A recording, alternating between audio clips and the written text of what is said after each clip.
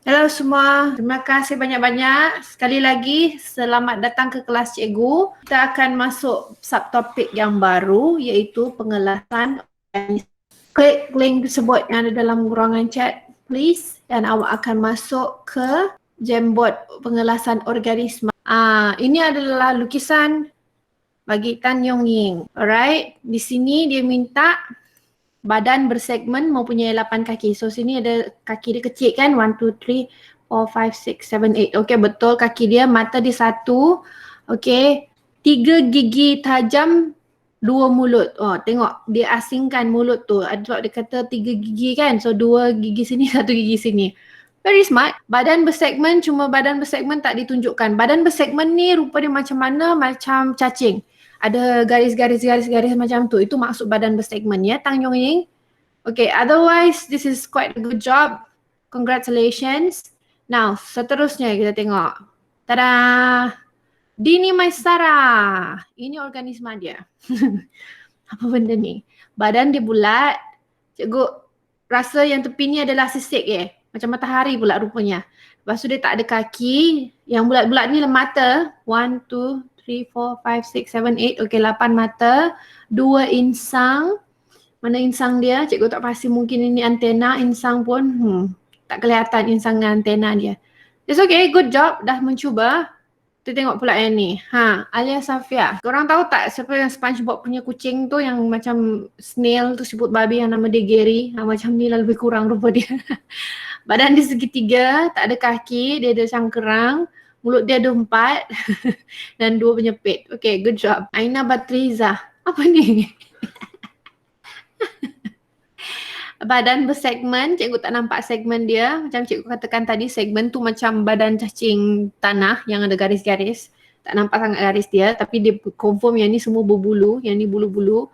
Kemudian yang gemuk-gemuk warna grey ni adalah kaki kot. 1, 2, 3, 4, 5, 6, 7, 8, 9, 10. Memang ni kaki lah. Kaki dia gemuk-gemuk. 2 mata di depan dan belakang. Mana mata dia tak nampak. Paruh. Paruh tu macam yang itik. Mana? Tak nampak. Macam tak cukup dia punya sifat ni. Okay? Aina Batriza, congratulations. Ni Danish Haris punya. Badan dia panjang. Okay, kaki dia ada 3. Alright. Mata tak ada. Ada tanduk kecil dengan sepasang sayap. Oh, okay, well done. Semua ada.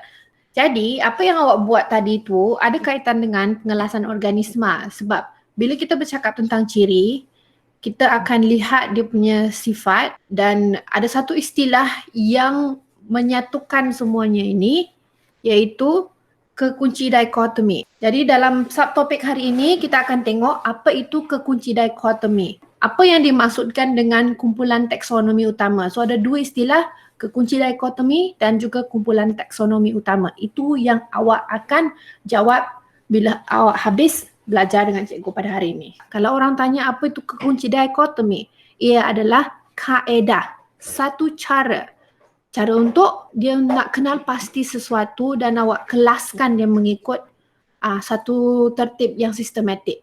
Sebab dalam dunia ni kita ada banyak organisma kan. Macam mana saintis-saintis ini mengelaskan dan mengenal pasti semua organisma tersebut, dia menggunakan kaedah kekunci dikotomi. Alright, monsters. Ini adalah contoh kekunci dikotomi di mana dia pecahkan mata yang ada 2 atau kurang ataupun 3 dan lebih mata. Jadi cabang yang pertama dia akan tengok ciri-ciri dari segi berapa bilangan mata yang ada. Dalam kes yang di sini pula dia tengok monster itu berkasut ataupun tidak. Dia ada kasut ataupun tidak. Kalau dia ada kasut, tengok badan dia warna hijau ataupun tidak. Dia tengok ciri-ciri dia daripada mata, daripada kaki, daripada badan dia. Jadi itulah kaedah yang kita macam nak kenal seseorang kan. Kalau dia pakai tudung, mungkin dia perempuan. Mungkin je kata. Sebab banyak lelaki pun pandai pakai tudung sekarang jadi apa tu orang kata? Pondan. Alright, tiba-tiba tukar baju. Pakai baju tak semestinya, pakai baju perempuan tak semestinya perempuan sekarang. Jadi banyak benda-benda yang kita nak lihat untuk mengkategorikan sesuatu ataupun seseorang. Apa yang cikgu tunjukkan kepada awak di sini ialah sekarang ni. Yang pertama di sini, kedua, ketiga, 4 dan 5. Dalam Jamboard tadi, Ada 5 organisma yang berbeza sebenarnya, tapi banyak frame kan. Setiap tu dia mempunyai ciri yang berbeza. Kita ada badan yang panjang, badan yang bersegmen, badan yang bulat dan bersisik, badan segitiga macam yang buat tadi, dan badan bersegmen dan berbulu. Okey, daripada ciri badan ini, macam mana kita nak buat kekunci dikotomi? Sekarang cikgu tunjuk. Kita ada senaraikan badan dia panjang, ada yang badan bersegmen, berbulu dan tak berbulu. Ada yang tadi badan dia bulat dan bersisik macam si Dini buat, dan badan segitiga ada orang buat tadi kan. Dan badan panjang, ada beberapa murid yang dapat tu. So, daripada badan, kita buat cabang dia di sini. Alright, cabang yang pertama, badan yang panjang. Cabang yang seterusnya, badan yang bersegmen. Okay, badan yang bersegmen ada 2 jenis tadi. Satu ada yang ada bulu, satu tak berbulu. Jadi dia boleh buat macam ni, cabang yang kedua. Dan kalau badan dia berbulat, badan dia bulat, dia boleh juga ada sisik lagi. Jadi banyak cabang dia tu boleh nampak. Dan badan segitiga. So kita ada 4 kategori utama dalam organisma yang awak cipta tadi. Okay, ada yang panjang, ada badan dia bersegmen, ada badan dia bulat, ada yang badan dia segitiga. How about kalau kita tambah lagi ciri yang ada pada kekunci dikotomi ini. Tadi kita tengok badan, sekarang kita tengok kaki. So kita ada kaki 3, yang ada 8 kaki, ada yang tak ada kaki. Okay, macam ni. Dan ada yang tadi lukis kaki yang gemuk-gemuk tu, ada 10 kaki dia. So macam mana kita nak gabungkan yang sudah ada tu dengan ciri untuk kaki? Kita sambung. Badan dia panjang, dia ada kaki 3. Yang badan dia berbulu ada 10 kaki. Ingat tak siapa yang ada lukis tadi? Untuk badan yang tak berbulu, dia ada 8 kaki. Yang bersisik tak ada kaki. Badan yang bersegitiga tiada kaki. So awak boleh nampak macam ni. Kekunci dikotomi tu dia akan mula dengan satu ciri. Lepas tu dia punya cabang pecah-pecah ikut apa yang ada. Cikgu rasa bagi awak sebenarnya tak susah, cuma awak kena teliti lah melihat apa yang dia senaraikan. Akan ada orang tanya, cikgu, kalau saya tak nak start dengan kekunci dikotomi ciri badan dia, boleh saya start dengan kaki tak? Boleh. Awak boleh start dengan apa ciri sekalipun. Yang penting dia mula daripada satu ciri yang sama. Contohnya ni, awak tengok kaki, yang ada kaki dan tiada kaki. Daripada yang ada kaki, kita boleh tengok cabang dia lagi, di mana kalau dia ada kaki, dia ada 3 kaki, 8 kaki dan 10 kaki. Yang tak ada kaki tak payah tengoklah. 3, 8, 10. Mana cabang awak nak letak? Sebelah ada kaki ataupun tak ada kaki? Of course lah awak letak pada yang kategori berkaki supaya awak pecahkan dia menjadi 3 di sini. Organisma yang ada 3 kaki, 10 kaki dan 8 kaki. Dan awak mula satu ciri lagi, lapisan yang seterusnya. Awak nak tengok mata dia ke? Awak nak tengok dia punya mulut ke? Berapa banyak? Macam mana sekalipun, yang penting dia perlu lihat pada satu ciri pada masa yang sama. Satu ciri, tak boleh campur-campur. Kalau awak tengok kaki, kaki saja dulu. The next one, tengok badan, badan saja. The next one, awak tengok dia punya sayap, sayap saja macam tu. Boleh faham ya? Satu lagi istilah yang cikgu nak perkenalkan kepada awak adalah sistem taksonomi. Apakah yang dimaksudkan dengan ini? Kalau kekunci dikotomi tadi adalah kaedah, ini adalah satu sistem. Sistem di mana awak mengelaskan sesuatu berdasarkan ciri sepunya. Dia berkait rapat. Sistem taksonomi menggunakan kekunci dikotomi. Kalau awak tak faham istilah tu, awak perlu tahu sahaja bahawa kekunci dikotomi adalah kaedah, yang ini adalah satu sistem di mana macam kita nak pindahkan awak ke kelas mana, awak duduk kelas amanah, bestari, cekal, dedikasi, semua itu berdasarkan satu ciri, sistem pengelasan. Sistem pengelasan untuk menentukan kelas di sekolah selalunya bergantung kepada awak punya keputusan peperiksaan kan. Jadi ciri sepunya yang digunakan di sini adalah berdasar exam result awak. Itu adalah sistem pengelasan untuk murid-murid mengikut kelas. Jadi sistem taksonomi ini dia tengok ciri sepunya bagi organisma tersebut. Kita tengok organisma. First kita lihat bahawa dia ni haiwan ke ataupun tumbuhan. Satu lagi istilah yang ini awak boleh juga lihat dalam buku teks muka surat 7, invertebrata dengan vertebrata. Awak boleh lihat dalam buku teks dia kata ini yang tidak bertulang belakang, yang satu lagi vertebrata adalah yang bertulang belakang. Kalau awak lihat pada tumbuhan, ada yang tumbuhan ni dia berbunga dan ada juga tumbuhan yang langsung tidak berbunga. Jadi ini adalah antara kumpulan taksonomi yang utama tumbuhan. Siapa tahu ni pokok apa? Yes, Dini Maisarah kata paku pakis. Yang ni pula adalah, cikgu nak highlight di sini adalah perbezaan utama antara dua gambar ini adalah yang satu adalah berbunga dan satu lagi tak berbunga. Paku pakis memang adalah tumbuhan yang tidak berbunga. Jadi ini adalah dua kumpulan utama untuk tumbuhan. Sama ada dia berbunga ataupun tidak berbunga. Okay, sekarang kita tengok tumbuhan yang tak berbunga. Ini apa? Siapa yang tahu gambar ni apa? Yes, Aina Batriza. Thank you. Ini adalah lumut. Ni yang tadi awak sebut tu adalah paku pakis. Okay? Jangan kata Christmas tree. Yes, Tan Yong Ying. Thank you very much. Conifer. Ini adalah pokok pine ataupun pokok conifer. Tumbuhan ini memang dia tidak menghasilkan bunga langsung dan memang awak tak akan nampak apa-apa bunga di atas dia. Cara dia membiak adalah berbeza daripada pokok-pokok lain. Macam paku pakis tu dia ada spora. Kalau awak pernah masuk hutan, pergi tengok di bawah daun paku pakis tu dia ada macam color yang warna hitam-hitam, biji kecil-kecil itu adalah spora bagi paku pakis tersebut. Itulah cara dia membiak. Begitu juga dengan lumut. Conifer dia membiak dengan buah pine ini, buah con ini di sini, this one. Cuba tengok muka surat 13 sekarang. Sana ada satu jadual. Cuba buka sekarang muka surat 13. Jadual ini sangat penting untuk menerangkan ciri pokok tumbuhan yang berbunga. Kategori yang pertama adalah monocotyledon. Yang satu lagi adalah dicotyledon. Perbezaan utama di sini kalau awak lihat dalam gambar rajah yang cikgu tunjukkan ini pun, satu ni biji benih dia adalah satu saja. The other one, bilangan cotyledon dia ada dua. Cotyledon yang dalam biji benih tu dia ada satu ruangan kan. Jadi kalau mono artinya dia satu. Di artinya dua.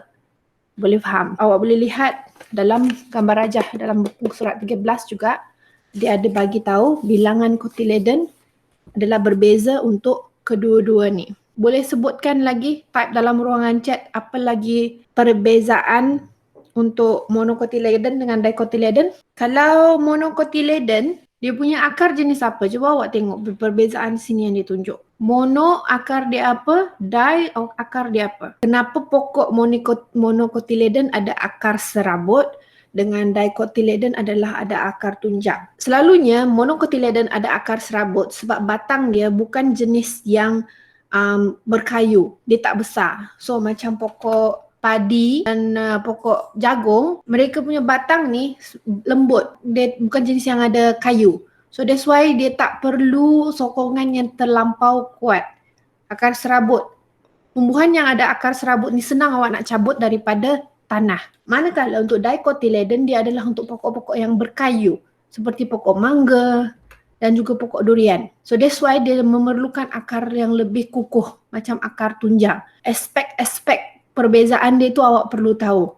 Pertama tadi bilangan cotyledon dan awak dah sebut akar, daun dan batang. Now, invertebrata. Siapa ingat tadi invertebrata tu maksud dia apa? Invertebrata adalah haiwan yang tidak bertulang belakang. Itu binatang apa? Yes, siput babi. Okey, ciri-ciri dia kita boleh lihat dia ada cangkerang. Lepas tu badan dia tak bersegmen. Ada kaki tak? Tak ada kaki. Kita tengok yang seterusnya. Yes, this is your best friend.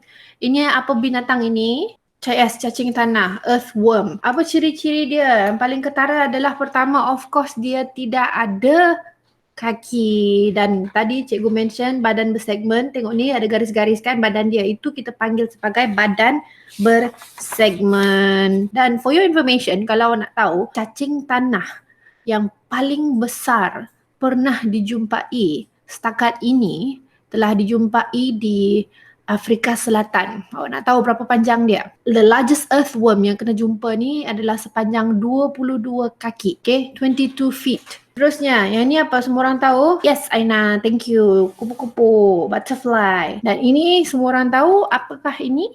Pandai. Ini adalah udang yang selalu awak nampak mak awak masak dekat dapur. Udang dia mempunyai beberapa kaki. Kalau awak nampak kaki dia berapa banyak, I think it's 8. Dan dia tak ada tulang belakang tapi badan dia ada rangka yang keras. And for your information, nama lain bagi udang adalah cockroach of the sea ataupun lipas di lautan.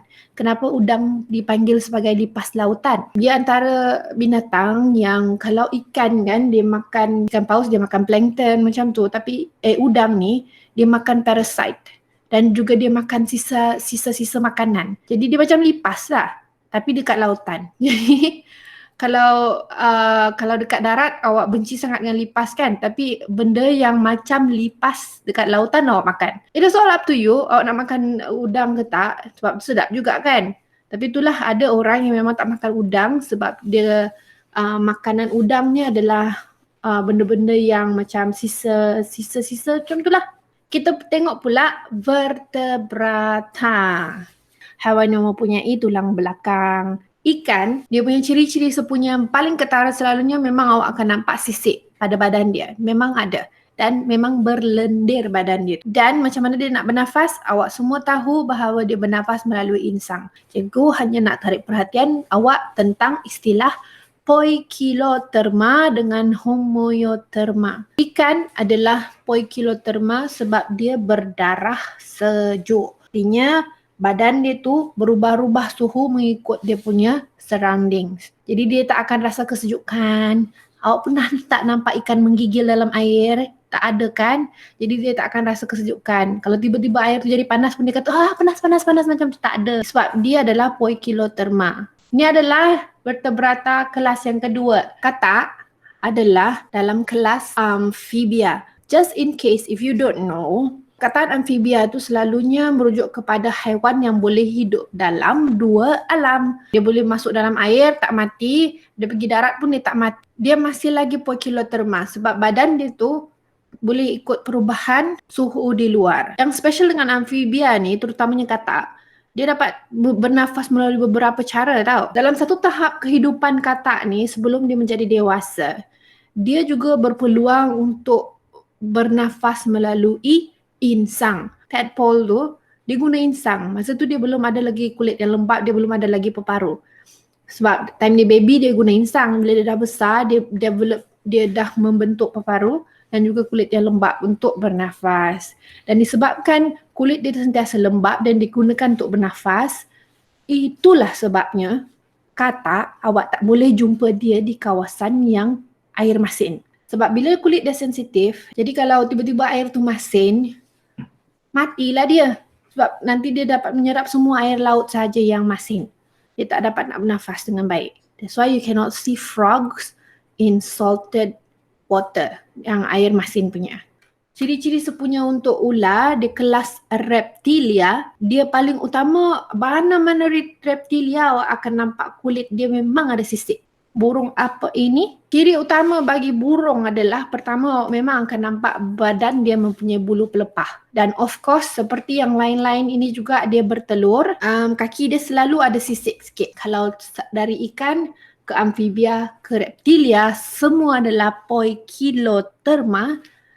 Yang ini adalah homoioterma, iaitu berdarah panas. So that's why kadang-kadang kalau awak nampak ayam, hari hujan, dia suka duduk rapat-rapat satu sama lain kan. Sebab dia punya badan tidak dipengaruhi oleh yang dekat luar tu. Dia perlu sentiasa mengekalkan suhu badan dia. Jadi dia perlu cari kawan dia lah untuk rasa panas. Dan last kali ini adalah, kucing.